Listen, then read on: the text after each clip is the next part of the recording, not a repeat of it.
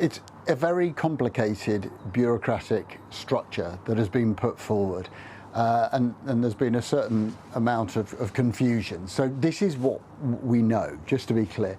There are 4 layers to this. Right at the top is the Board of Peace, which has been talked about for a while, and we only know one person who is going to be on that Board of Peace, and that is Donald Trump, who will be the chair of it. The places on it will all be taken up by serving national leaders. So I would imagine Keir Starmer, Giorgia Meloni, Recep Tayyip Erdogan and others will be invited to be on that. There's been a lot of talk of Tony Blair being on the Board of Peace. He isn't. So where he is then, the second layer down is this executive board. And everybody on that is an American citizen other than Tony Blair. As you said, Steve Witkoff, Jared Kushner, Marco Rubio, Mark Rowan, who's the boss of a big private equity firm. He's on that. There's a national security advisor and also the head of the World Bank. Then right, sort of layer number 4, if you want, which is already up and running, is this group of Palestinians who are dealing really on the ground with issues, whether that is construction or sanitation, health, or even religious issues. They are dealing with that on the ground. They're called the Technocratic Committee, or that's how they're referred to.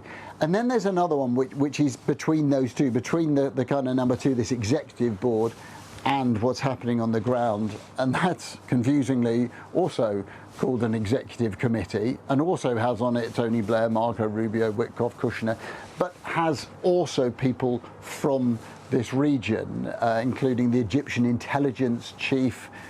There is a minister from Dubai, the only woman who's involved in this so far.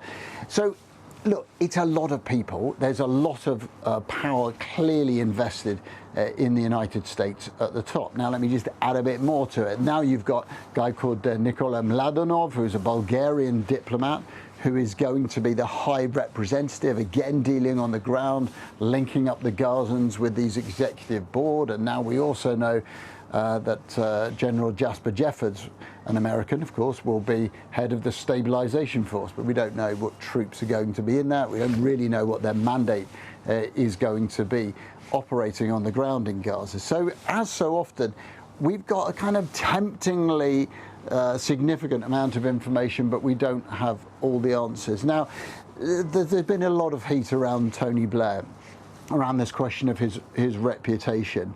And certainly he can be a divisive figure in this region. A lot of people remember his decision to take the UK into the Iraq War. There are others, though, who say, look, the Good Friday Agreement was an extraordinary effort at bringing communities together. He's a man who has spent years here, part of the Quadrant, and within many countries in this region, he is seen to understand the transactional nature that unites some leaders here with the Trump administration. So he can be divisive here, but I would say at the moment there are plenty who are prepared to give him a crack and to stand back and see how will this, what on the one hand seems quite unwieldy structure, how will it work in practice? A lot of people want this to succeed.